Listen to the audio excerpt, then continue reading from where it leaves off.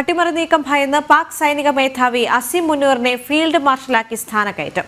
അസാധാരണ നീക്കത്തിലൂടെ അസീം മുനീറിനെ സംരക്ഷിക്കാൻ പാക് സർക്കാർ നീക്കം നടക്കുന്നു.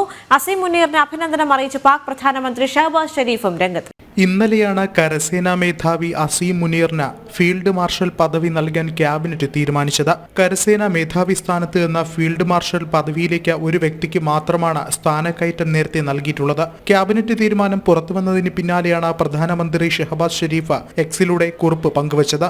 ഫീൽഡ് മാർഷൽ പദവി അസീം മുനീർ അർഹിക്കുന്നതായി പ്രധാനമന്ത്രി എക്സിൽ കുറിച്ചു.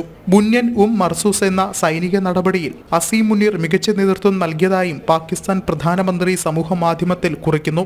രാജ്യത്തിന്റെ അഭിമാനം കാത്തുസൂക്ഷിച്ച പോരാട്ടമെന്ന പാകിസ്ഥാൻ പ്രധാനമന്ത്രിയുടെ വിശേഷണം ഭാരതത്തിനെതിരെ നടത്തിയ പോരാട്ടമാണ്. പഹൽഗാം ആക്രമണം സ്ഥാനക്കയറ്റം ലക്ഷ്യമിട്ടുകൊണ്ട് അസീം മുനീർ നടത്തിയ നാടകമെന്നുള്ള വിമർശനവും ഉയരുന്നുണ്ട്. സൈനിക നയതന്ത്ര തലങ്ങളിൽ ഭാരതത്തോട് വൻ പരാജയമാണ് പാകിസ്ഥാൻ ഏറ്റുവാങ്ങിയത്. ഈ സാഹചര്യത്തിൽ ഒരു പട്ടാള അട്ടിമറിക്കുള്ള സാധ്യത പാകിസ്ഥാനിൽ ഉയർന്നു വരികയും ചെയ്തു. ഈ പ്രശ്നം പരിഹരിക്കുന്നതിനായാണ് സൈനിക മേധാവിക്ക് സ്ഥാനക്കയറ്റം നൽകി ഫീൽഡ് മാർഷൽ പദവിയിലെത്തിച്ചത്. മാത്രമല്ല, നേരത്തെ പ്രകോപനം സൃഷ്ടിക്കുന്ന ഭാരതവിരുദ്ധ പ്രസംഗം നടത്തിയും അസീം മുനീർ രംഗത്തെത്തിയിരുന്നു. ന്യൂസ് ഡെസ്ക് ജനം.